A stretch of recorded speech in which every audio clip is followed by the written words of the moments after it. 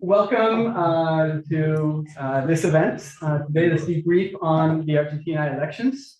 I am Manuel Roman Lacayo. I'm the Associate Director for the Center for Latin American Studies here at the University of Pittsburgh. I'm very glad that you're joining us, and also thrilled to have both Aníbal Pérez-Liñán and Gisela joining our Vice Chancellor for Global Affairs, Dr. Ariel Armony.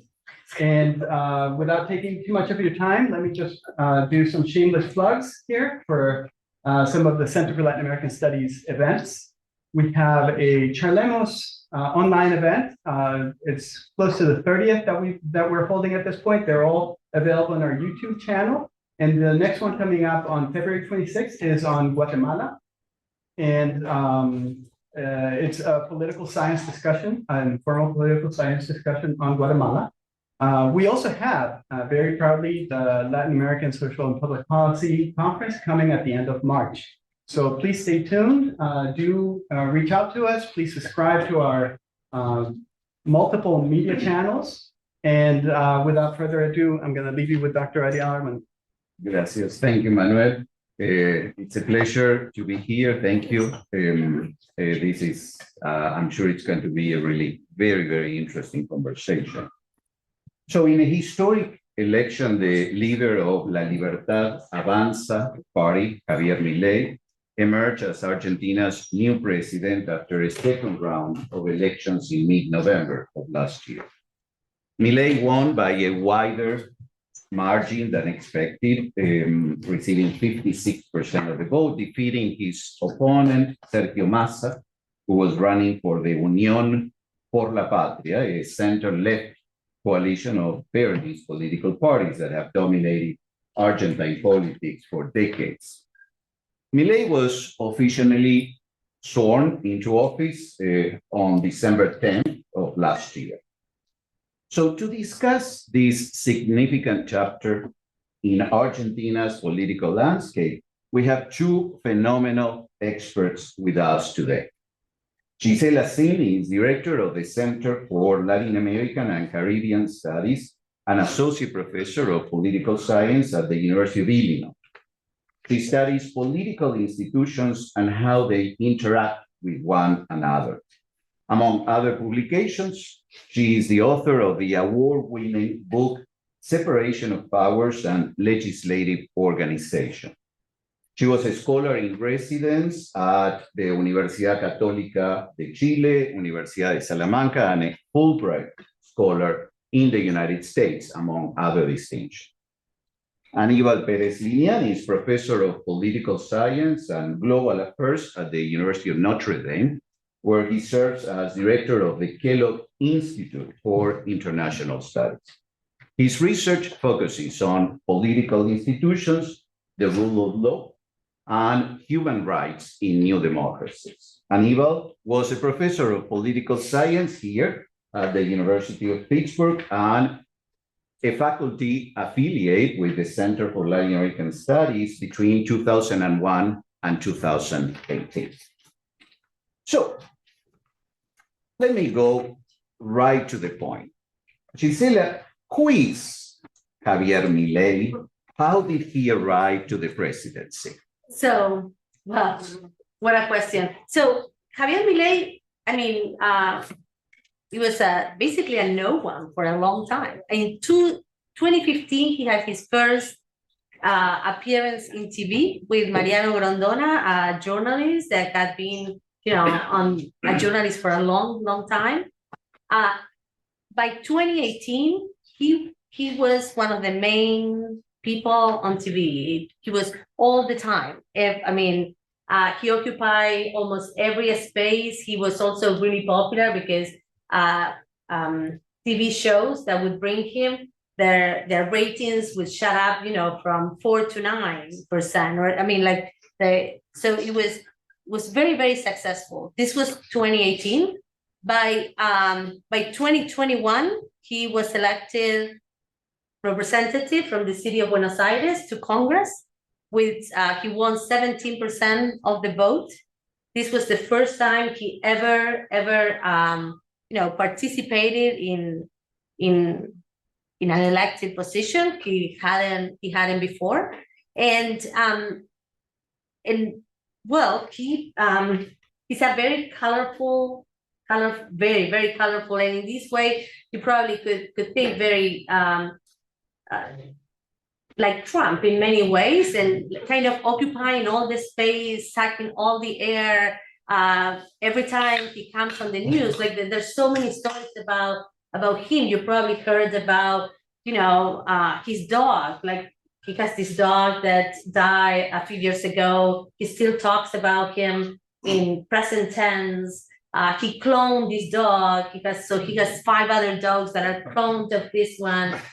He has a witch and a spiritualist that connect him with the dog. So he talks with his dog, and not only that, after that he could talk with all of the libertarian leaders that have already, or thinkers that have already died, and this culminated, let's say, when he talked with God, and God told him he was predestined to be president.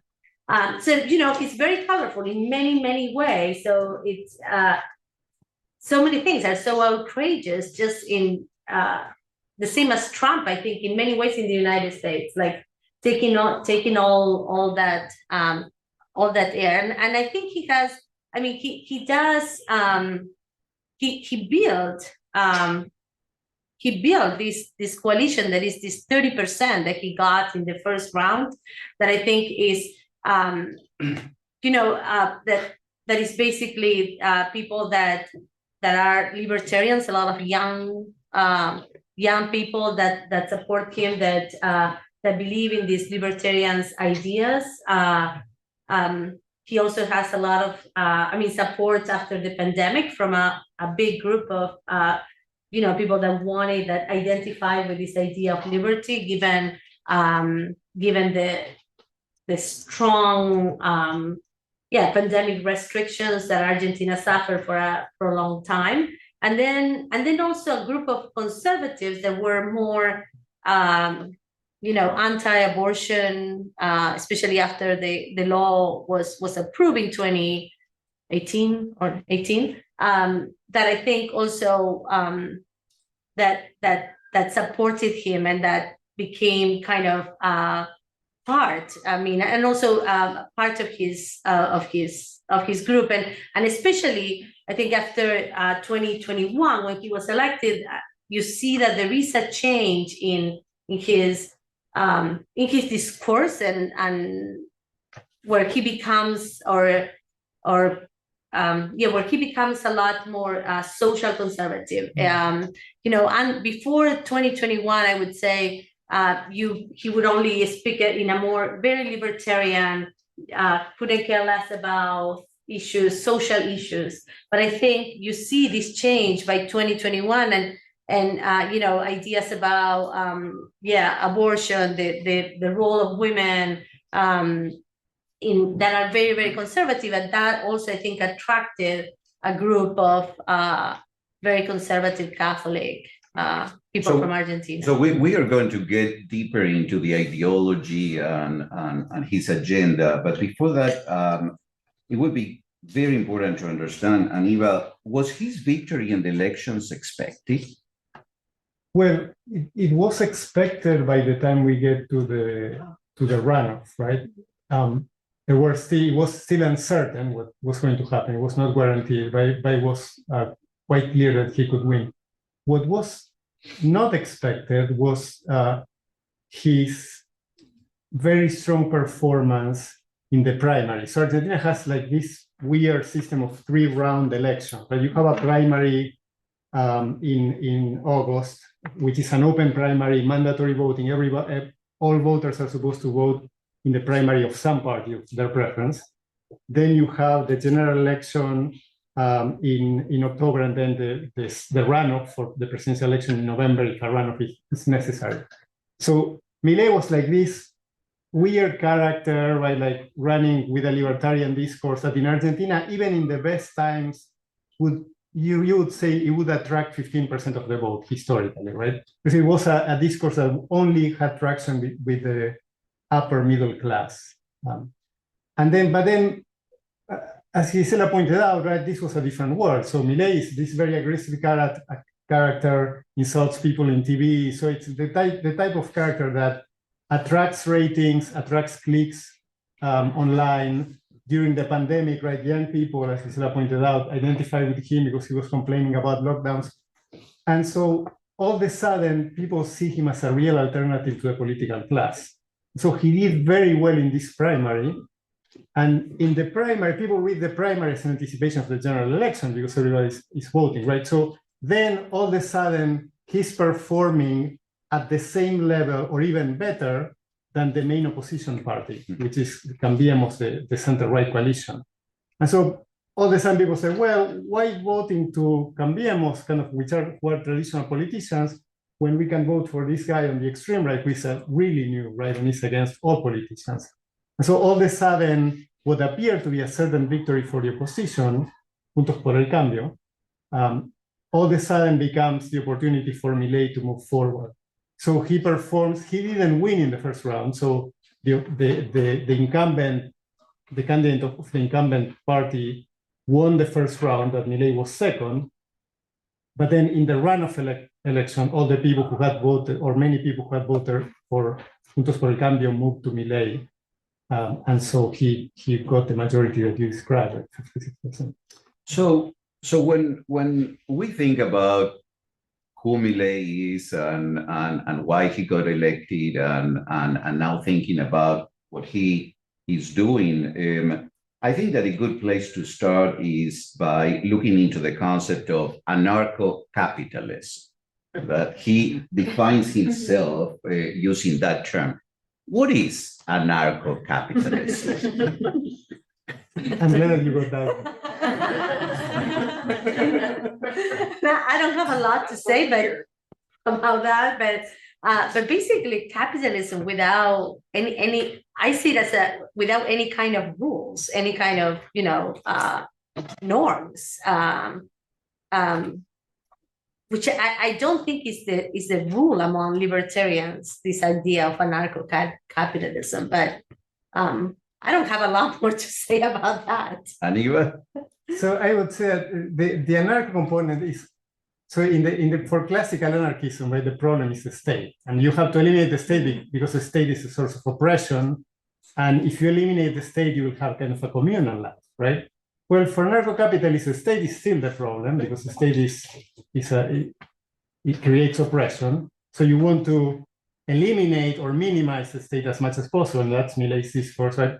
But the argument is that because the state is a threat to property rights, right? So in that sense, Milei is a cultural fighter. He's always complaining against communism or socialism or whatever, right, the left seems to represent, and the cultural left, of course. Of course, anarcho-capitalism never explains you how property rights are going to be protected if you don't have a state. But that's a minor problem. So along these lines, what we read and we hear from him is that he positioned himself in contrast in a major struggle and conflict with the caste, with what is in Spanish, la casta. And let me add to that the fact that you'll tell us in a second what the caste is, but the first nationwide strike under Milei took place only 2 days ago, on January 24th. And so in addition to talking about what does Milei refer to when he talks about the caste and the dynamic of that relationship, also very quickly that we have a nationwide strike. What are the implications of this strike and how it sets the conflict between the government and the labor unions? So I think the caste is, it's the traditional politicians, is the political class, and in all his, I have to say it's an amazingly successful strategy to use in a campaign, and he used it amazingly, and I think it's a big part of how he won and how people see him. very, I think was very smart, that move.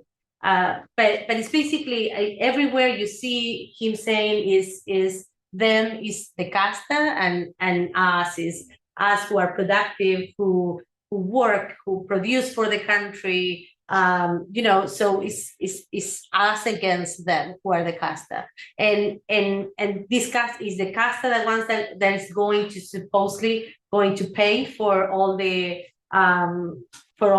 economic changes, and is the casta that the one that is, because they are the ones to be blamed, and it's against them. But of course that's, I mean, it's unreal, because he's with the casta is them, is or he had to he's negotiating every day and amazingly with all the casta and accepting many of the things that the casta wants and etc. So I don't know how it's still to be seen how his electorate respond to his agreements and his being part or becoming part of this casta.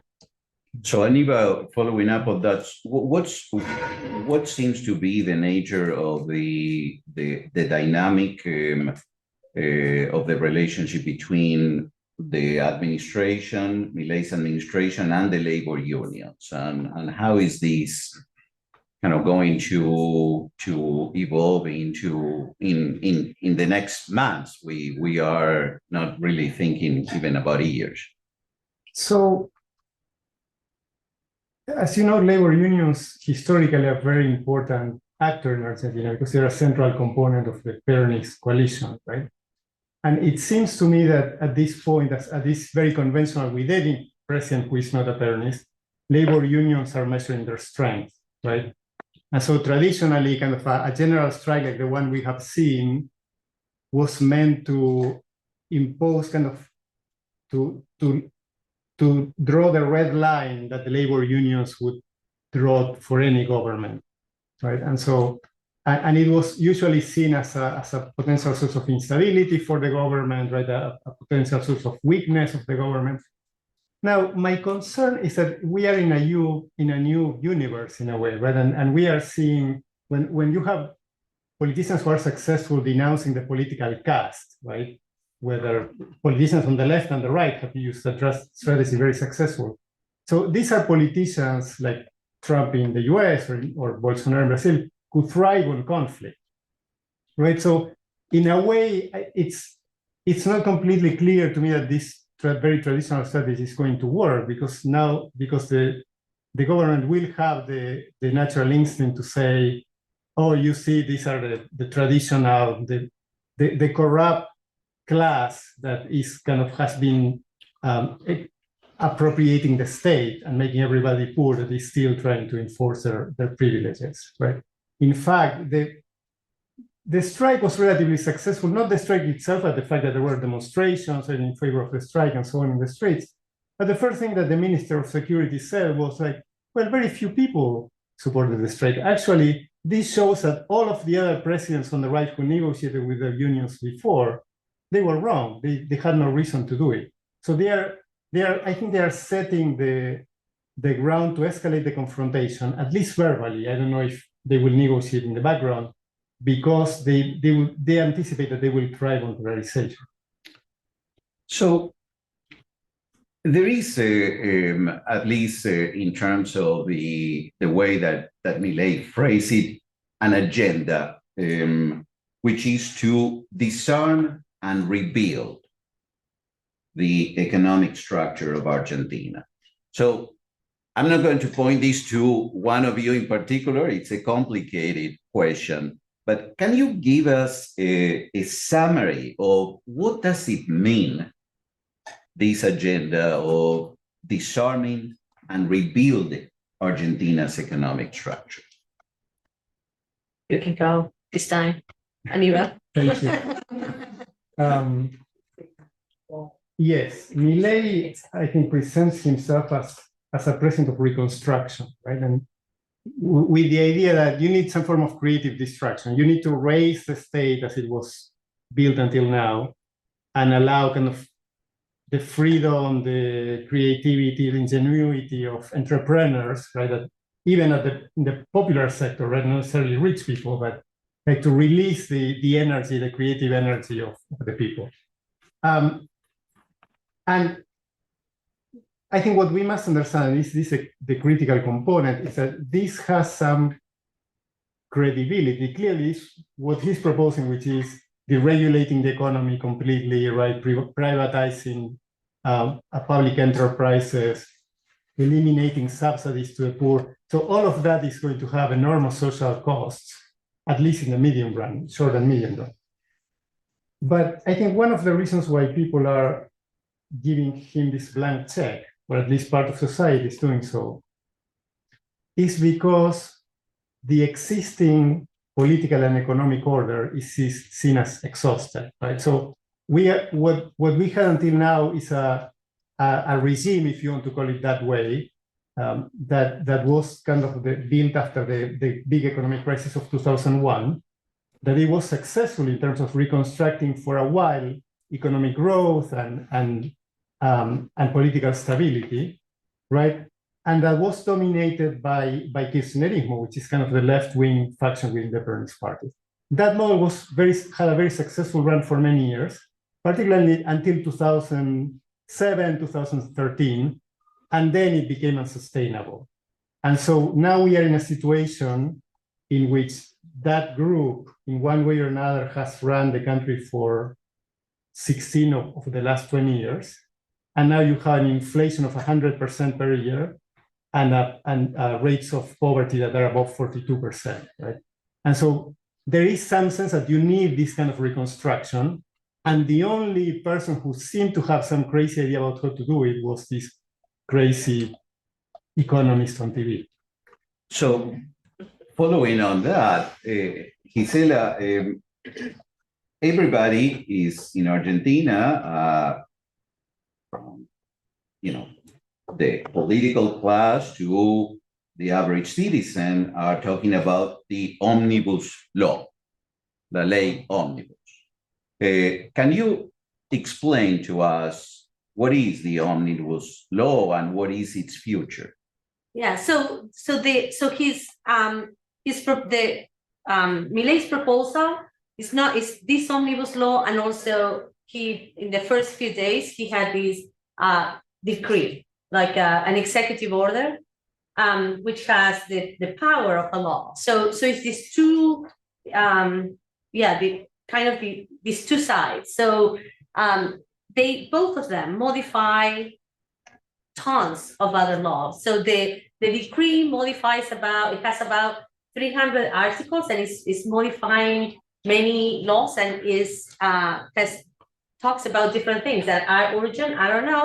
But for instance, it modifies a lot of the labor laws, which is part of why we have the general strike. These labor laws that are not only labor laws that kind of flexibilize the labor situation, but that also end with or are very reactionary. For instance, labor laws that regulated 8 hours a day, that would be gone. The money you would get if you get fired, that's also completely revised. The many more services now are essential, so it really restricts the power to go on a strike, or the ability to strike.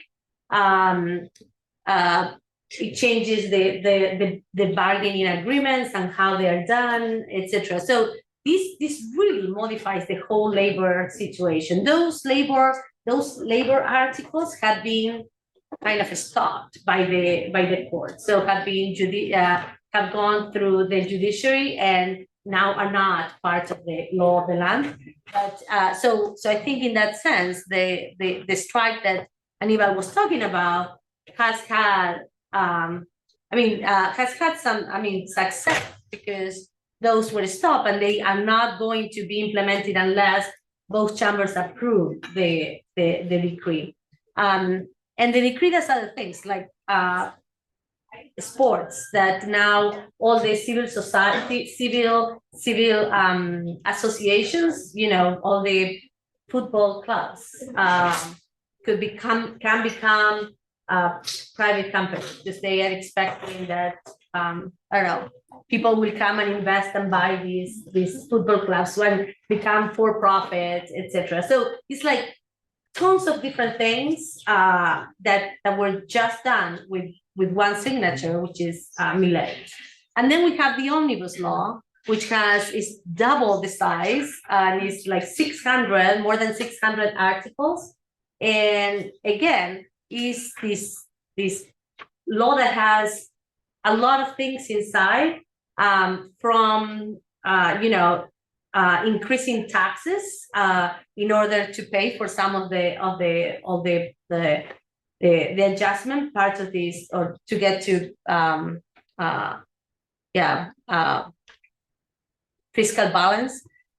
So increasing taxes for exports, but other things like political reform. There's a few of the articles are all about changing the electoral system in Argentina, going to a single member district for the election of representatives to the House.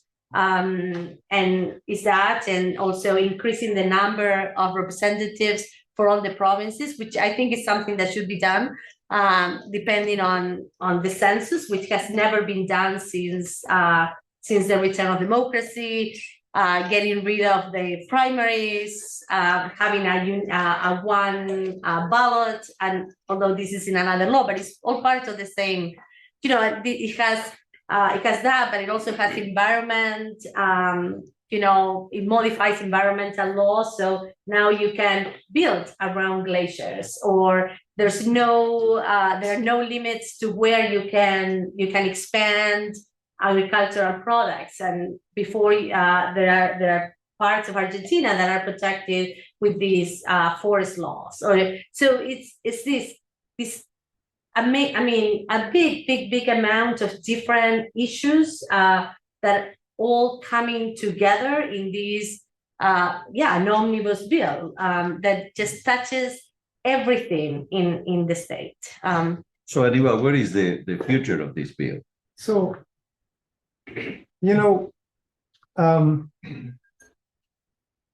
my friends who work in Congress have the sense that the logic of the government was to overwhelm Congress with firstly this huge decree with more than 300 articles that in principle Congress could reject, right? That you need to form majorities to do it. And then with this omnibus bill that has more than 600 articles, right? That, as Gisela pointed out, cover everything. Some weird things, some very important things, some trivial things, so everything is there, right? And it seems that it's the kind of strategy that the government, if they get what they want, they can say, we won. And if they don't get what they want, they can blame the cast, right? In practice, what I think is going to happen is that, and it's already happening, is that Congress is going to trim the omnibus bill, right? So some things like Gisela mentioned, like single member districts for the electoral system, right? That is not going to fly. No politician wants that. And so I'm sure that the government is going to concede. By now already the 600 articles have been reduced to 500 something, right? Because the allies of the government in Congress are cutting here and there. They kind of approve the bill in principle to sail through the committee, but it's clear that they don't have an agreement, so they postpone the discussion of the bill in the floor until next week, Tuesday, I think. And they are still negotiating when the bill comes to the floor, what is it that they are going to kill there, and what is it that they are going to keep. So my sense is that the government is already negotiating with the cast, right, to get rid of some things and get the rest. But even if the government gets 50% of what is in the bill, 30% of what is in that bill, that's a huge restructuring of the economy, right, in terms of deregulation. And so in any case, I think we are going to see, in terms of deregulation, in terms of privatizations, in terms of a neoliberal economic agenda, we are going to see a big economic change. So I was thinking that I should learn from that in my own role when I asked the chancellor for more money, I kind of put out there 50 things, and so at least I'll get a couple. No, it's a very good approach. Yeah. Let me read something. You will need to edit the Zoom. Yeah. I'm writing stuff. I would like to leave a message for all business people here. Your social benefactors, your heroes. Let no one tell you that your ambition is immoral. If you make money, it's because you offer a better product at a better price. Milei said in a speech at the annual meeting of the World Economic Forum in Davos last week. So, Gisela, how does his message resonate with the corporate world? Will Argentina become attractive to foreign investors? I don't know. I think it all depends. I think he's trying to make it attractive to foreign investors, and that's why he's trying to deregulate, to privatize, to create all these situations that make it attractive. But I'm not sure up to what point he is going to because we'll see. I think that's why it will be key how these laws are passed and the support in Congress. He only has about 10% of the vote of the seats in the Senate, 16% in the House. I mean, or maybe even less. So he has really, really small minorities in both, and up to what point any of these policies that he's trying to approve are going to last and are not going to be reversed, or so I think people trust him, but I don't know whether this will for sure attract, or which kind of investors too, What is your take on that? I think that that last point is the key issue, right? What kind of investors? It seems that Milei's discourse in Davos was kind of, for many investors, was kind of too much. They kind of loved him because he was saying what everybody would like to hear. But in some way, it contrasted with the kind of the image that Davos has tried to create of a responsible capitalism, right? Socially responsible and so on. And so I suspect that if you deregulate everything and you privatize public companies, right? Then foreign investment will come one way or another. But what I suspect is going to happen is, of course, in Argentina, it's never guaranteed how long that is going to last, right? So there is going to be a premium to attract that capital. And I suspect that this wave of, there is this kind of idealized sense in the libertarian logic that removing the state from the management of the economy eliminates corruption, right? Because now you don't have politicians dealing with this, and so the market deals with the economy. But if you think about the transition is going to be super corrupt, right? Because it means that you have all of these assets of the state that you're going to hand to some private companies, some private investors, and somebody is going to decide that. And of course, it's going to be the politicians, right? The politicians in his administration. So I think that the potential for corruption and for the creation of a new set of cronies, local and international, is very high. In fact, if you look at that emergency decree that Gisela mentioned, the one with 300 articles that regulate the economy, some articles even mention the companies that are going to benefit. So one article says, we are going to deregulate internet services so some companies like Starlink can come to the country. Yeah. So I completely agree, and I think that the deregulation will and then complete deregulation will allow also these companies to extract all they can, and then they could leave. Like there's no guarantees or I don't know, something that oversees them. So before we open the floor to questions from the audience, I would like to ask you to place Milei in the context of Latin America and the world. Is he part of a new class of politicians? And of course, it would be very, very interesting to look at him in connection to what's happening in the United States. I was citing his speech in Davos. His speech went viral, and Donald Trump, for example, said that Milei was making great progress in his effort to make Argentina great again. So, can you explain to us Milei in the context of the world, in the context of what we are seeing in this country, what we are seeing in Latin America, and of course, beyond, because there seems to be a particular class of politicians. Aníbal. Yeah, so it's clear that there are very striking family resemblances, right, between Milei and Bolsonaro in Brazil and Donald Trump in the US and others, right? So Milei is part of this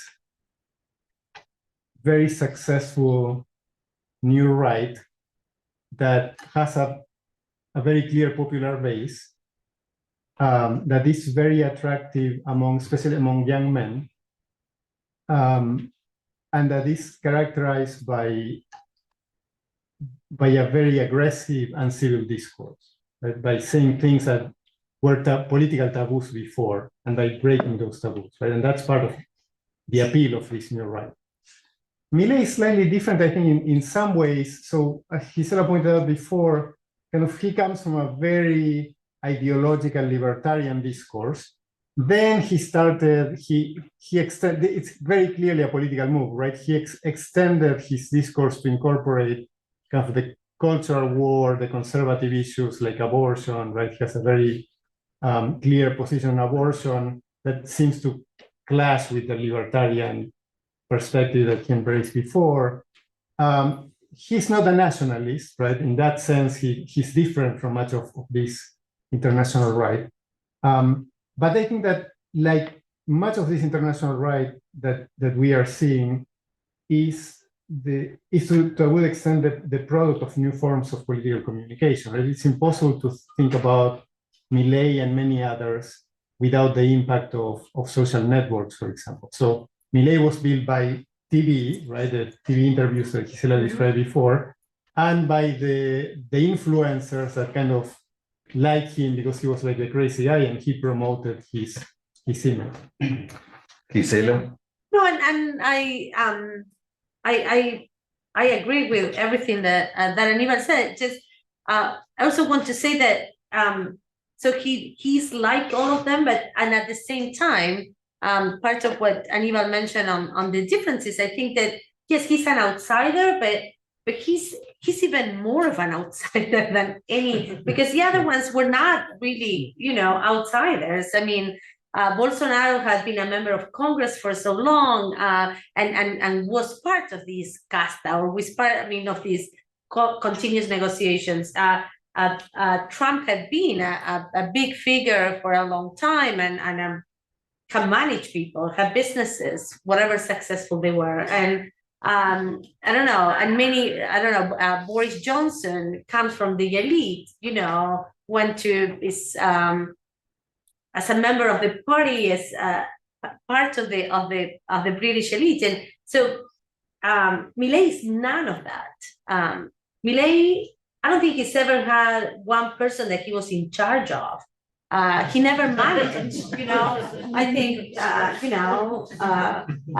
department chair has more management experience than Milei. So I don't know, he was a consultant, professor, but not a professor like a tenure track professor. He taught classes.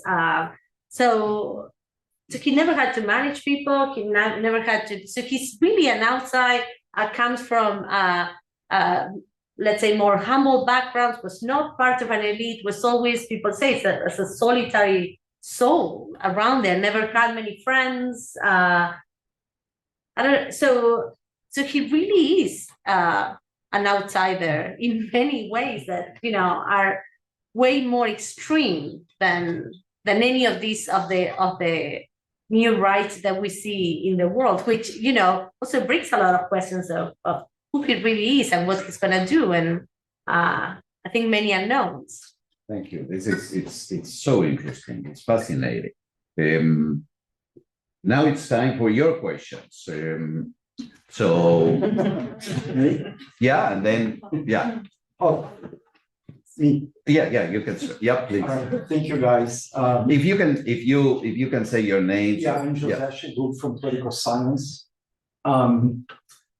It's very interesting, and I just want to ask one thing, but say one thing first, which is to emphasize the difference. I don't think that Milei is like any other of these people, particularly in the Americas. Like, unlike Trump and unlike Bolsonaro, he does have an agenda, a policy agenda, which neither of them have really. They had some actions, some symbolic actions in the cultural sphere, but Trump tried one tax reform that failed, and it was half successful. But Milei has, if he's, as you said, 30% successful, he's going to change a lot of stuff. So this guy's never tried that. And so the question I have, which is a really factual, small question, is the bill going to be, so the decree, I was talking with Gisela about that. So the decree in Argentina, in a sense, it's a smart move, because he's sending this decree, and the default is that if the Congress does not reject it, the decree stands. So if the rejection has to be of all 300 items minus the labor, then it's easy to see the Congress not rejecting it, because everybody will have something that they like in that. Now, with the 600 items law, is it going to be going through Congress as one omnibus law, in which they're going to have to vote on the law as a whole, or they're going to chop it and have different votes? So that is dangerous for him, right? Because that makes it easier for people to reject, for majorities to reject each of these laws. So anyway, so what was you answered the question with the... No, so I think you're right that he has much more of an ideological agenda in that sense than the others. He said understand the institutional nuances more than I do, but even I think with the decree, there were some negotiations, I think, in terms of going back and forth with his allies, because you're right, the Congress must reject the whole decree. They cannot change it. But in practice, there has been some negotiation. And of course, the courts can stop some of the measures, right? And that has happened. And I think the omnibus bill, yes, I think they are going to approve the law in general, and then they are going to approve article by article, and that's what they are negotiating now with his allies, because they are going to kill some of those things in the floor. It seems to me that there is kind of a two-side game here, right? There is the game in which, imagine that Congress kind of stops some important measures. The government could say, oh, the political class, the caste did not, we wanted to implement our ideological agenda, but they didn't let us because they are corrupt. And so they would blame the traditional politicians. But I think what is going on is also the opposite blame game, right? Which is that many politicians understand that the economy needs to be changed because the system is unsustainable. And so in a way, now they can say, well, this crazy government is regulating all of these things. And so they are letting Milei take the blame for all of these measures that are going to be now people are giving the government a blank check, but in 6 months they're going to be quite unpopular. Gisela, any comments? Yeah, so I think that what interests me and is true. I mean, they have already changed a few articles, so they sent kind of a new, a revised decree with some of the things that legislators say, no, this is, you cannot have that. And I think both are part of the same negotiation at the same time. And with the law,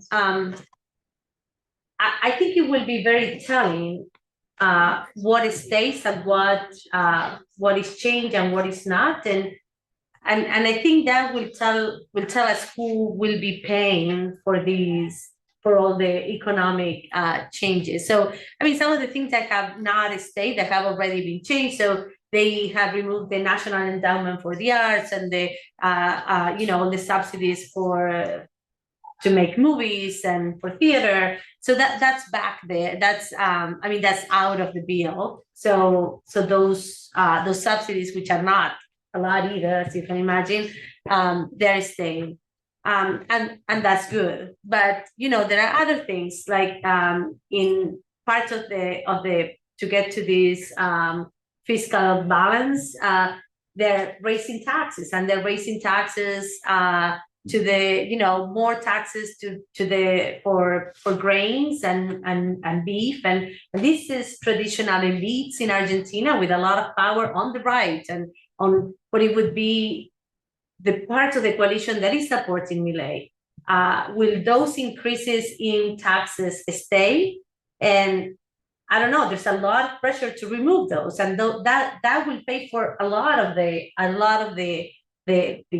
economic for the economic shocks. But if those are removed, that's a very different situation than if those stay. And I think that's really interesting to see. Things that will stay, I think for sure, are they're really there's a big revision to the Social Security law. So basically the salary of retired people was adjusted, and there's a formula, etc. That was pretty good, and that's completely revised. So I mean, apart from them losing to inflation and yes, and the power to buy, or the real power salaries losing 20% in the last month. So this is going to be even worse. So if that stays, but the taxes to the agricultural sector goes, who's going to pay for these for the economic changes? And I think that's really important. That will determine what's going to happen in the short term and later on. Thank you. Yes. Hi, I'm Roberta from Urban Studies and class in the Zoning Studies program. So first of all, congratulations, because you've managed to talk about that and not even one F or shit word. That's impressive. Like I'm truly impressed. So what's the possibility of he really not really finishing in the term? And do you see this as a possibility? And if this happens, what it needs to happen for this to happen, and then if this happens, what's going to happen, or what could happen afterwards? I know there are many ifs, but Yeah. Can I add one little thing for that? Because she's Brazilian too. So a lot of what you said brings me back to 1989. It's Fernando Collor de Mello in Brazil was elected. Also, similarly, there was high inflation and the castas and all that. And he, of course, didn't finish his mandate. So basically, maybe in Brazil we say Brazil is Argentina tomorrow. Maybe this is the opposite. Brazil is, Argentina is being 30 years. So just adding to her. Thank you. That's a Yeah. very, very good compliment. And Yes. this is your So I guess the question is so many people compare Milei with Carlos Menem, right, the president who implemented the neoliberal agenda in the 1990s, and actually is a big admirer of Menem. And I guess the question is Milei going to be like Menem, who was a successful neoliberal president, or is he going to be like Collor and then be impeached and removed from office by the political elite that he despises, right? Of course, it's hard to tell, but if you look at the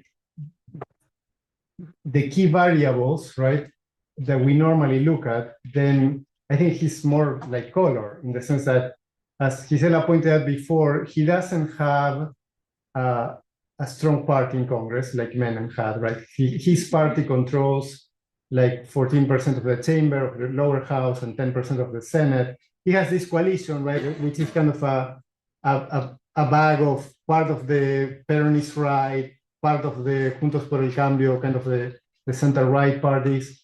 And that, so he looks like a Brazilian president in that sense. He has this coalition, he's a very weak in partisan terms. He has this coalition that who knows what is going to happen, right? And because as Gisela pointed out, he's a true outsider, right? There is a very good possibility that he will operate in an isolationist mode, right? That he will not, if the political class starts kind of pushing back, he will not be willing to negotiate. Now, we have not seen that so far, but it could happen. If that's the case, then it's very easy that Congress will abandon him, particularly because, and I think that's the third factor that is crucial, is that if you think about how he won, it's not that 56% of the people in Argentina were supporting a neoliberal project, right? 56% of the people in Argentina were either voting against the incumbent, right? Because it's important to remember that the candidate of the incumbent party was the minister of the economy, of an economy with 100% of inflation per year, right? So that party was defeated is no surprise. So many people were voting against the incumbent and many people were voting against the political class more generally, right? So there is a negative coalition of voters that hated everything else, but it doesn't mean that they're going to support him in the long run. So it's clear that people are, for now, they're giving him a blank check because they want to see changes and they understand that the economic crisis is coming from before, it's not his fault. So far, he has shown that he's able to negotiate, that he's an ideologue, but he has political operatives who come from the political class and who are articulating agreements. So it could be that will work in the over the long run. But I think there is a very good possibility that he will end up the court. Thank you. Let me get a question from the back, the very back. Yes. Hi, my name is Jacob. I'm an undergraduate here at Pitt. I guess my question is, you talked a lot about Milei kind of being against the political elite. And correct me if I'm wrong, but I believe since the fall of the dictatorship in Argentina, there was only one president that was not part of the Peronist party. And I know they had a lot of ranging political views and policies, the Peronists, you know, from Menem, Kirchner, even Juan Perón. But was there something specific about the Peronist party or their policies that made people gravitate specifically towards this kind of anarcho-capitalism as a solution to their problem? I mean, why specifically that as opposed to Bullrich or anyone else for that matter? Thank you. Thank you. So so there were two presidents at least that were Alfonsín, the first president, 83, 89, and then Macri, three, De la Rúa in a very short time, also had to leave, early, and then Mauricio Macri, who was 2015, 2019. And I think in my view, they gravitated toward, I mean, this different, very heterogeneous group. I don't think that even his 30%, you can think is the people that voted for him the 3 times, or the first 2, the primaries, and then the first round of election, which is very heterogeneous. I don't think that that those people is not only against the Peronists but also against the the center-right coalition that when was in government also did not provide any answers and was not successful, etc. So I think he comes as an alternative. The people that went to him saw it as an alternative to both of them. Of course, then that other percentage that helped him get to the 56% and won on the second round. Many of them are. There's a big group that were anti-Peronist or group that have voted for the center-right party that now prefer him to the Peronist government. But I think it's an alternative to both more than just the Peronist. Thank you. Thank you. Other questions? Let's go there and then here. Yeah. I'm Mercedes. Can I teach here in Carnegie? Can you? I'm Mercedes. Yes. I teach here and at Carnegie Mellon, and I teach a course here called Latin America Today. So it's important for me to get the right answer so that I can take it back to my So my question is this. Bolsonaro, Milei, Trump, they remind me, and other people, of course, of what happened in Europe before World War II with the rise of fascist movements, which many of them came up to squash populism, to squash like union formations, to squash a capitalism that was unsustainable at the time, and people were starting to revolt. And it's the same here in the States, and it's the same, it has been the same in Brazil and in Argentina. So my question about Milei is this. A lot of people who voted for Milei did so because he also promised repression. He promised to control strikes, picket lines, and a lot of people, even people who say no more dictators, never again. They do support repression. So, what do you think the possibilities of a dictatorship, not a military dictatorship, but a sort of dictatorship could happen in Argentina?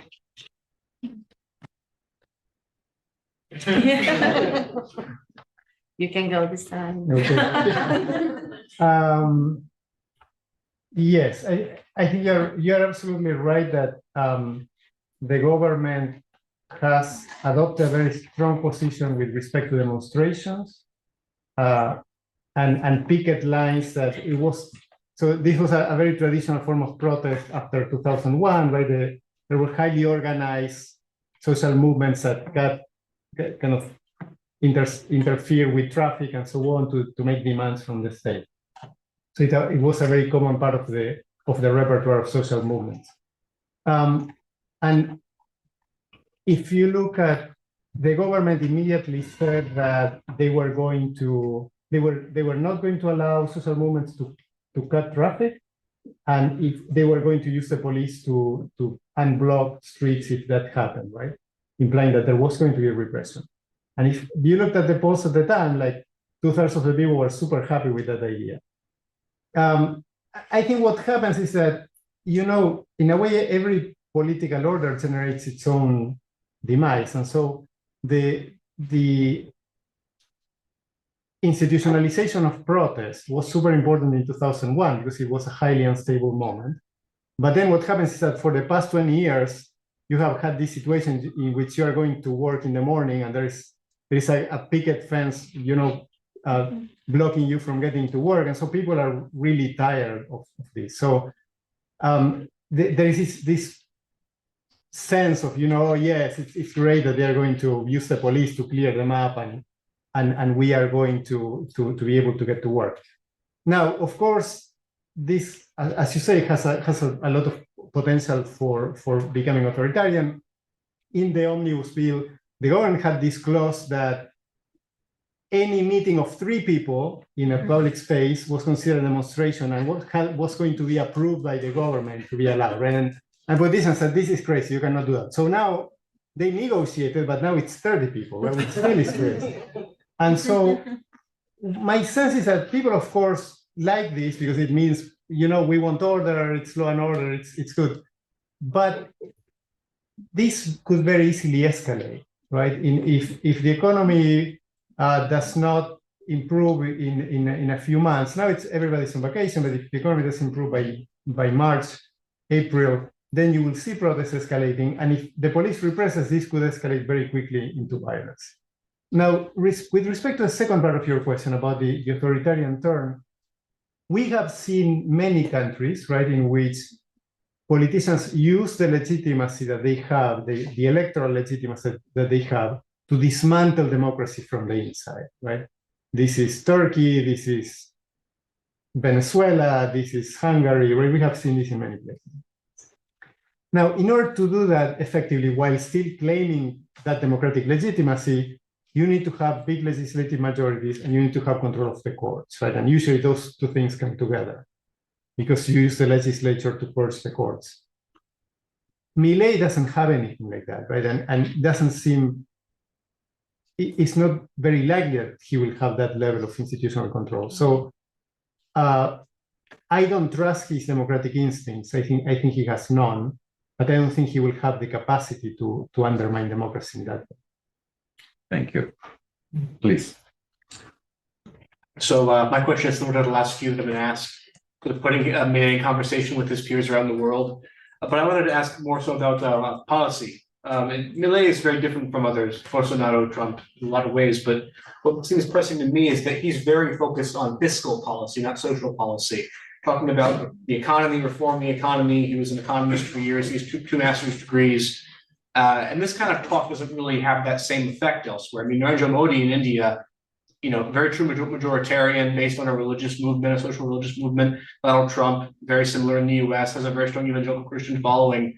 Whereas Milei, I mean, he's expressed interest in converting to Orthodox Judaism. He's been very cruel to the Pope in his rhetoric, called the Pope a socialist in his rhetoric. And, his policy goals are much more fiscal, and those really don't have the same social movement, mass movement power of these other politicians around the world who are doing this. The one comparison I can think of is Vivek Ramaswamy, who is 40 years Trump's junior and is doing well with a certain type of young person. And it seems to me that this is kind of the case going on here. And I wanted to ask, is that a product of Milei's own personal background? Is it a product of the circumstances of Argentina, the economic disparities of the late 2000s? Or is it a product of the social demographics of Argentina, where it's more homogenous than, say, Brazil, which is has very high Afro-Latino population?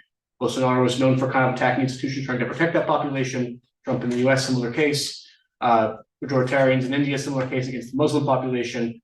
So is it more of a matter of the circumstance, the demographics, the circumstance of the economy, or just Milei himself being who he is? Gisela? I think it has to do with some of those. I think it is part of Milei and he is as Aníbal had mentioned too, his ideology and that is something there are some constants in terms of these economic ideas that you've heard on TV since you started in 2015, but come from early on, and in fact as many people have expressed, or places where he has worked as an analyst or consultant, he's always been I don't think there's a lot of change in the ideology.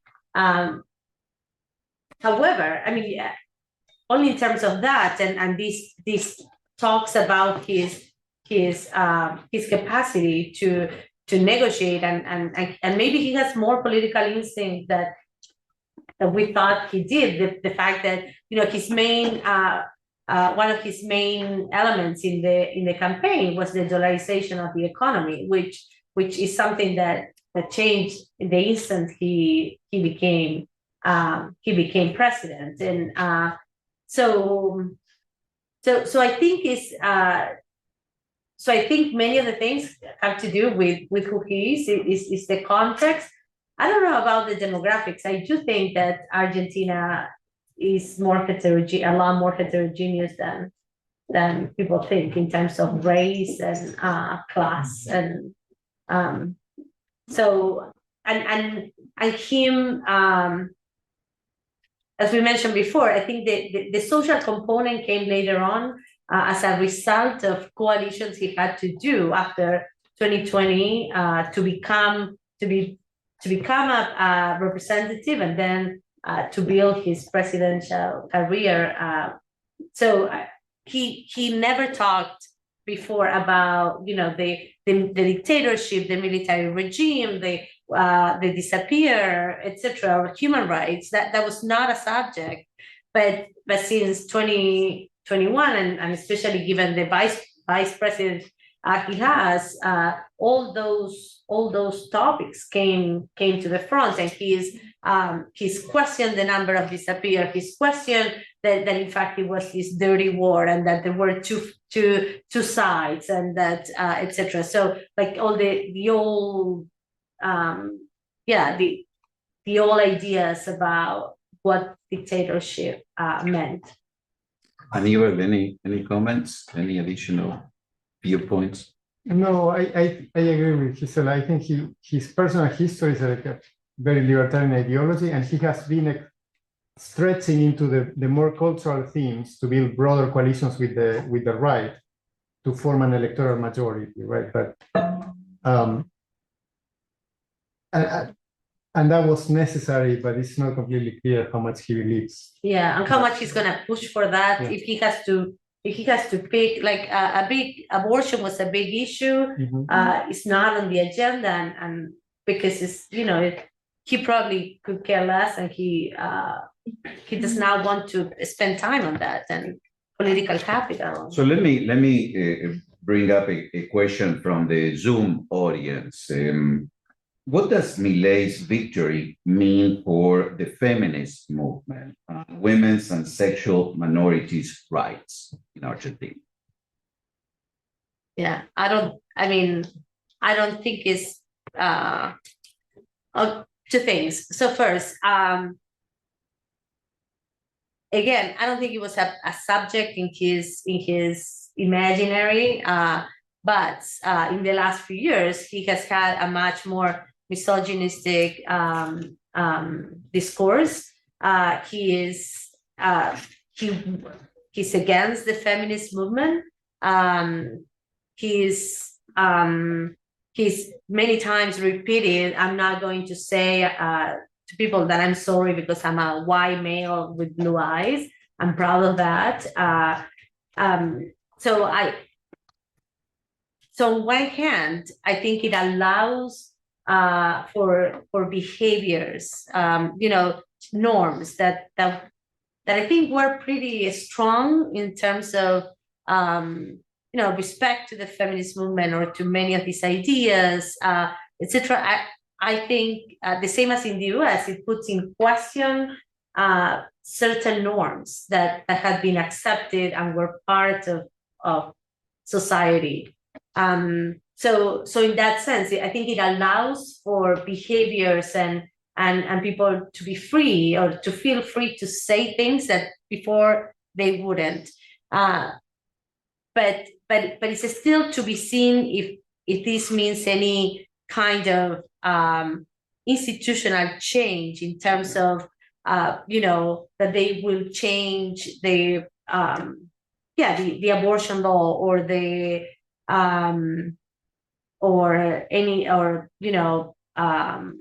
civil laws regarding marriage. I don't see that happening, but yes, I do see a change in terms of the norms. Thank you. I know that there are more questions, but we need to wrap up. So let me end with this question, which is what I would call a crystal ball question. Very difficult to answer, maybe impossible to answer. But 4 years from now, what will be the status of democracy in Argentina? I think that takes us back to the question about the possibility of an authoritarian regression, right? In the sense of, not in the sense of a coup, but in the sense of democratic backsliding.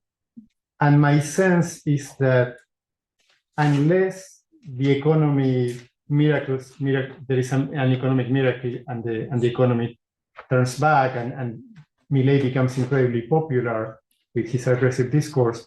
My sense is that the institutional ability of Milei to undermine the fabric of Argentine democracy is going to be quite limited. There are going to be regressions, certainly in terms of public policy, potentially in terms of some rights, certainly social rights, and those things are going to be bad. But in terms of the institutional conditions for Argentine democracy, I think that in 4 years, we will probably see a new government coming to power. Whether it's going to be on the right or the left, we don't know. It will depend on how successful this government is. Thank you. Gisela? Yeah, I agree. I think that in 4 years, we may see institutions that have been beaten up a bit, especially, that have been pushed to new limits. This is a huge decree. It's bigger than any other decree that has ever been issued in terms of the number of issues and importance of those issues. So I do think it is pushing the limit, but I don't see I don't think there is a danger for democracy in general terms. Thank you. Please join me in thanking Gisela and I